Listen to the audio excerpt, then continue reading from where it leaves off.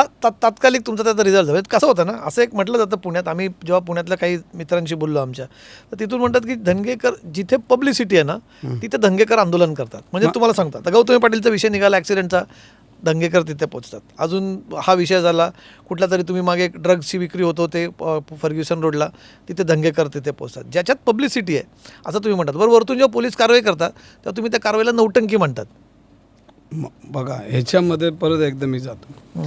मग आता मी काय केलं पाहिजे हे त्यांनी जरा मला एक नियमावली दिली पाहिजे, जे म्हणतात ते बरं, की ह्या नियमानुसार तुम्ही आंदोलन करा.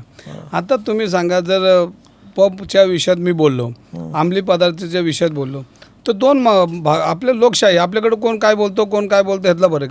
पबवाले काय मला आनंदी पबवाले जे चालक आहेत त्याच्यावर जे आहेत ती माझ्या विरोधात बोलणार, पण ज्या लहान लहान मुलं आहेत त्यांचे आईवडील मला आशीर्वाद देणारच नाही.